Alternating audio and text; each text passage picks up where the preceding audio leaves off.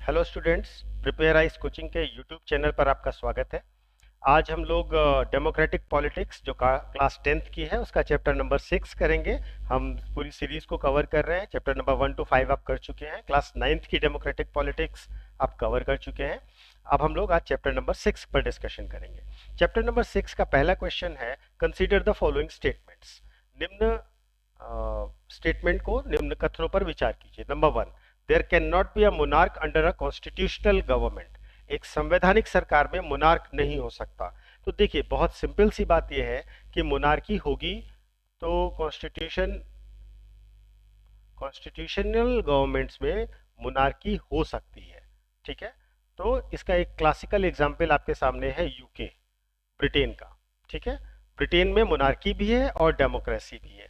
तो आप कह सकते हैं कि नहीं, ये स्टेटमेंट सही नहीं है। दूसरा स्टेटमेंट ये है कि once a country becomes a democracy it will continue to be a democracy. कोई भी देश जब एक बार लोकतंत्र बन जाता है तो वो हमेशा लोकतंत्र बना रहता है। देखिए, ऐसा नहीं है, ऐसा हमेशा नहीं होता है। ठीक है। जैसे आपके सामने पाकिस्तान का एग्जाम्पल है, डेमोक्रेसी वो हमारे साथ बना, लेकिन उसके बीच बीच में क्या हुआ, बीच बीच में सैन्य शासन आया। नेपाल के साथ क्या है, नेपाल भी कॉन्स्टिट्यूशनल मोनार्की रही 1990 से लेकर के 2006 तक। बाद में फिर चेंज हुआ, फिर वो रिपब्लिक बना, ऐसे करके बहुत सारी चीजें होती रही। तो एक बार एक डेमोक्रेटिक सेटअप अडॉप्ट करने के बाद कोई भी कंट्री जरूरी नहीं है कि वो हमेशा डेमोक्रेसी ही बनी रहे। ठीक है।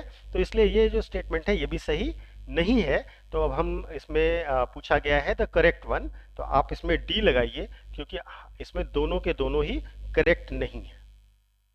क्वेश्चन नंबर 2 पर आते हैं, consider the following statements about Maoist. माओवादियों के बारे में आपको विचार करना है। माओवादी वो है जो माओ से तुंग चाइना में एक लीडर हुए थे, जो कि कम्युनिस्ट आइडियोलॉजी के थे। उनकी आइडियोलॉजी को जो लोग मानते हैं उनको हम माओवादी कहते हैं। ठीक है। तो पहला स्टेटमेंट है, they follow the ideology of Mao, Mao Tse Tung. Clear, okay, सही है। They seek to overthrow the government through armed rebellion. ठीक है। देखिए, जितना भी ये माओवाद है और रशिया में आप देखेंगे, तो ये सारी चीजें जो है ये वास्तव में गवर्नमेंट के अगेंस्ट ही हैं, क्योंकि इनका ये मानना है कि गवर्नमेंट्स डिस्क्रिमिनेटरी होती है, क्लास बेस्ड होती है, और क्लास स्ट्रगल करके ये लोग चाहते हैं कि हमको उस गवर्नमेंट को हटाना है, जिससे हम एक इगलिटेरियन सोसाइटी की स्टैब्लिशमेंट कर सकें। ठीक है। तो दूसरा स्टेटमेंट भी सही है। ठीक है। Third statement, they seek to establish the rule of aristocrats and elites. नहीं, देखिए, जो माओवादी हैं या जो इस तरीके के विचारधारा वाले लोग हैं, ठीक है, उन लोगों के साथ बहुत सिंपल सी बात यह है कि वो लोग फाइट किसके लिए कर रहे हैं। वो लोग फाइट कर रहे हैं पीजेंट्स और वर्कर्स के लिए। यानी कि इनका जो पूरा आइडिया होगा ना, वो आइडिया होगा पीजेंट्स का, और यानी कि किसान का, और मजदूर का यानी कि लेबर का। ठीक है। ये इनके दो बेसिक आइडिया होंगे। तो इनकी लड़ाई, इनका संघर्ष, इनका त्याग, इनका ऑब्जेक्टिव, इनको न्याय दिलाना है, इनका अधिकार दिलाना है। तो ये अरिस्टोक्रेट और एलिट का रूल तो कभी नहीं स्टैब्लिश करना चाहेंगे। तो इसलिए इसमें आपको करेक्ट बताना है, तो आप इसमें ए लगाइए। ठीक है। Now come to the next question, question number 3, which of the following can not be the consequences of privatization of public services under ideal conditions। Public services का अगर हम प्राइवेटाइजेशन करेंगे तो कौन से कॉन्सिक्वेंसेस नहीं हो सकते। ठीक है। यानी कि कौन से परिणाम नहीं होंगे। हमें पब्लिक सर्विसेज के प्राइवेटाइजेशन पर इस क्वेश्चन को देखना है। ठीक है। तो पहली चीज है इंक्रीज इन प्राइसेस। अगर हम पब्लिक सर्विसेज का प्राइवेटाइजेशन कर रहे हैं, ठीक है, तो निश्चित तौर पर प्राइसेस बढ़ेंगे। जैसे आपने देखा होगा रेलवे का प्राइवेटाइजेशन, रेलवे में कुछ प्राइवेट ट्रेन शुरू की गई, समथिंग समथिंग एक्सप्रेस, या ये एक्सप्रेस वो एक्सप्रेस करके। तो उसमें क्या हुआ, उसमें प्राइसेस बढ़ गए, उसके किराए बहुत महंगे हैं, तो प्राइसेस इंक्रीज कर जाएंगे। दूसरी चीज मोनोपोली। ठीक है। देखिए, मोनोपोली एक टेंडेंसी हो सकती है। ठीक है। जब भी पब्लिक सेक्टर में प्राइवेट सेक्टर एंटर करेगा तो प्राइवेट सेक्टर का एक बेसिक आइडिया होता है कि वो मोनोपोली को एस्टैब्लिशमेंट करे। ठीक है। टाइम एंड कॉस्ट ओवररन्स ये भी होगा। Delay in services, delay in services तो नहीं होना चाहिए। ठीक है ना। और deterioration of the quality of the services, ये भी नहीं नहीं होना चाहिए। ठीक है, तो सर्विसेज भी वो टाइम पर देंगे, टाइम एंड कॉस्ट भी सेव करेंगे और क्वालिटी भी मेंटेन करेंगे। ये सारी चीजें वो करने की कोशिश करेंगे। साथ ही साथ मोनोपोलिस्टिक टेंडेंसी तो प्राइवेट सेक्टर की हमेशा होगी ही होगी। तो इंक्रीज इन प्राइसेस को छोड़ करके बाकी सारी चीजें इसमें सही है, मतलब ये कॉन्सिक्वेंसेस नहीं हो सकते। ठीक है, तो हम लोग जाएंगे बी पर, यानी कि सेकंड वाले पर। क्वेश्चन नंबर 4 पर आते हैं। Consider the following statements. The popular struggle movements are only for establishing a democratic government. जितने भी सब बड़े पॉपुलर मूवमेंट्स हुए हैं वो डेमोक्रेटिक गवर्नमेंट के लिए हुए हैं। अब आप पूरी दुनिया में इसको देख सकते हैं, चाहे वो फ्रांस के मूवमेंट हो, चाहे वो यूएसए के हो, चाहे वो इंडिया के हो, चाहे वो नेपाल के हो, जहां पर भी पॉपुलर मूवमेंट हुए हैं वो डेमोक्रेटिक गवर्नमेंट इस्टेब्लिशमेंट के लिए हुए हैं। Once the democracy is established there is no space for popular struggle movements. अगर एक बार लोकतंत्र की स्थापना हो जाती है तो कोई भी पॉपुलर स्ट्रगल मूवमेंट्स नहीं होते। देखिए ऐसा तो नहीं है। अगर आप आज़ाद भारत की बात करें तो आज़ाद भारत में सबसे बड़ा मूवमेंट जेपी मूवमेंट हुआ। ठीक है, इसके बाद आपका अन्ना हजारे वाला जो मूवमेंट था, लोकपाल बिल वाला, वो हुआ। तो ऐसा नहीं है कि ऐसा नहीं होगा। ठीक है ना। और पहला स्टेटमेंट जो था वो था कि the popular struggle movements are only for establishing the democratic government. अगर इन जनरल बात होती तो निश्चित तौर पर होता, लेकिन अगर ओनली शब्द का इस्तेमाल कर रहे हैं तो इसका मतलब है कि हम केवल एक ही चीज के लिए कर रहे हैं। लेकिन जबकि मैंने आपको एग्जांपल दिया कि हमारे यहाँ डेमोक्रेसी स्टैब्लिश हो गई, उसके बाद जेपी मूवमेंट हुआ, उसके बाद अन्ना का मूवमेंट हुआ, तो ये ओनली वाला स्टेट के कारण ये स्टेटमेंट करेक्ट नहीं होगा। क्वेश्चन ये है कि विच चूज द इनकरेक्ट वंस। आपको गलत चूज करना है। तो पहला भी गलत है क्योंकि यहाँ पर ओनली वर्ड का इस्तेमाल हुआ, और सेकंड भी गलत है जैसा मैंने आपको दो एग्जांपल से बताया। तो आप ये बताइए कि इसमें both of them are wrong. Question number 5, consider the following statements. Democracy evolves through popular struggles. ठीक है, डेमोक्रेसी जो है वो जनता के आंदोलनों से शुरू होती है। जो इवोल्यूशन ऑफ डेमोक्रेसी है वो जनता के मूवमेंट से शुरू होती है। ठीक है, देखिए जब तक जनता नहीं जागेगी और अपने अधिकार नहीं मांगेगी तब तक लोकतंत्र की शुरुआत नहीं हो सकती। तो पहला स्टेटमेंट तो सही है। Second statement, conflicts are the integral part of a democratic government.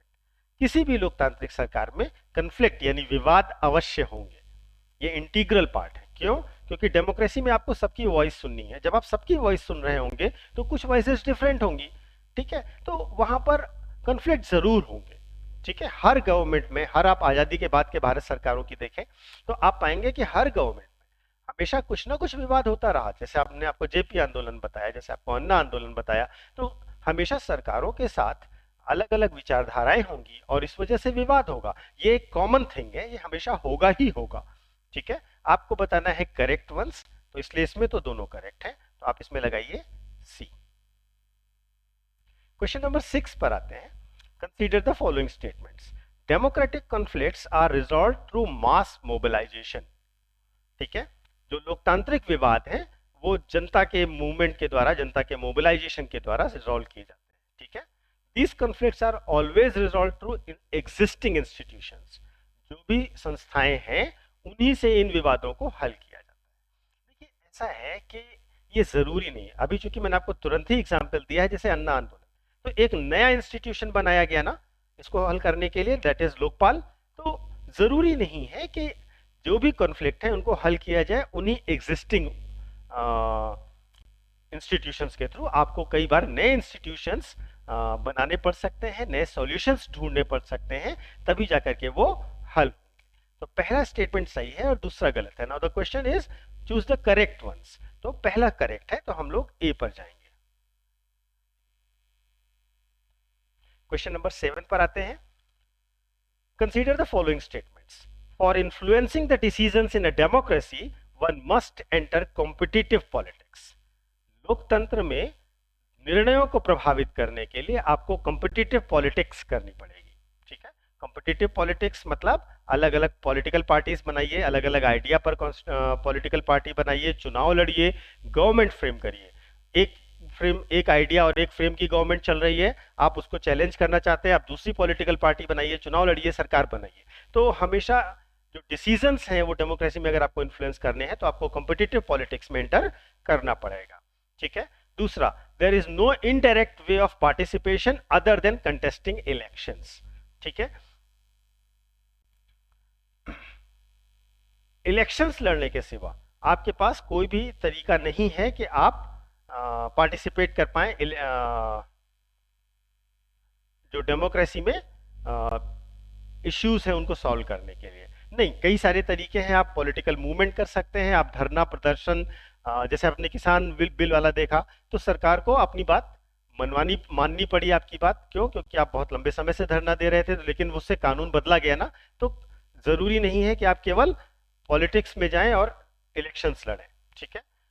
तो इस हिसाब से पहला स्टेटमेंट जो था वो भी इसी चीज को शो करता है कि अगर डिसीजंस डेमोक्रेसी में इन्फ्लुएंस करने हैं तो आपको कॉम्पिटिटिव पॉलिटिक्स में जाना पड़ेगा।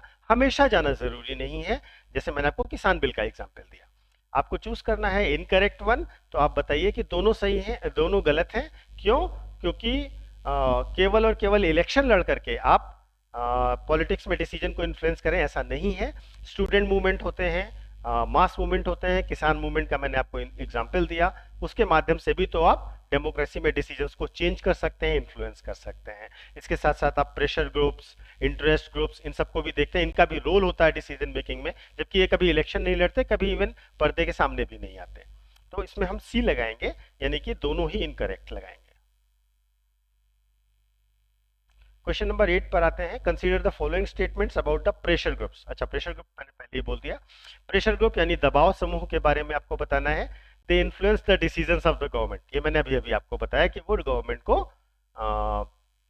गवर्नमेंट के डिसीजंस को इन्फ्लुएंस करते हैं। दूसरा, दे एम टू कंट्रोल और शेयर पॉलिटिकल पावर। देखिए, वो कंट्रोल और शेयर पॉलिटिकल पावर नहीं करना चाहते हैं। जो प्रेशर ग्रुप्स हैं वो केवल अपने हित के लिए प्रेशर पॉलिटिक्स करते हैं, ठीक है ना। जैसे मान लीजिए किसान है, तो किसानों का जो ग्रुप है वो किसानों के हित की केवल बात करेगा। वो ये नहीं चाहता कि उसको राजनीतिक शक्तियां मिले, नहीं, वो किसानों के हित के लिए बस केवल लड़ रहा है। तो सेकंड स्टेटमेंट को हम सही नहीं मानते। They are also called interest group. हाँ, उनको हम इंटरेस्ट ग्रुप भी कह सकते हैं, हित समूह भी कह सकते हैं, दबाव समूह भी कह सकते हैं। तो करेक्ट वन चूज करना है, तो पहला सही है, दूसरा गलत है, तीसरा सही है। तो we can go with the C, 1 and 3। Question number 9, which among the following are the similarities between the popular struggle movement and the interest group? Similarity बतानी है इन दोनों में, ठीक है।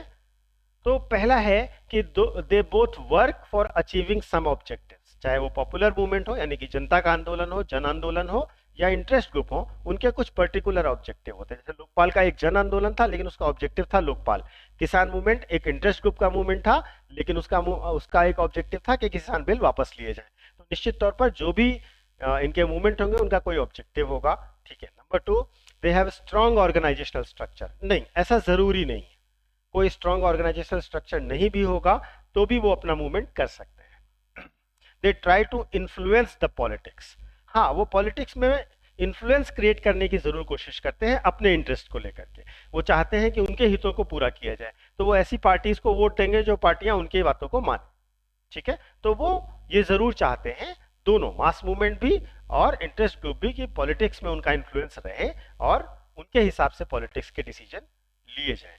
लेकिन उनका जरूरी नहीं है कि हमेशा एक ऑर्गेनाइजेशनल स्ट्रक्चर हो, ठीक है। तो फर्स्ट और थर्ड सही है, सेकंड गलत है। करेक्ट वन चूज करना है तो सी पर लगाइए। Now the question number 10, consider the following statement. a sectional interest group works for promoting interest of a particular section। देखिए, किसी भी सेक्शन ऑफ सोसाइटी के लिए बनाया, जैसे वुमेन्स के लिए है ना, कोई वुमेन एसोसिएशन है, तो जाहिर सी बात है वो वुमेन के लिए काम करेगा।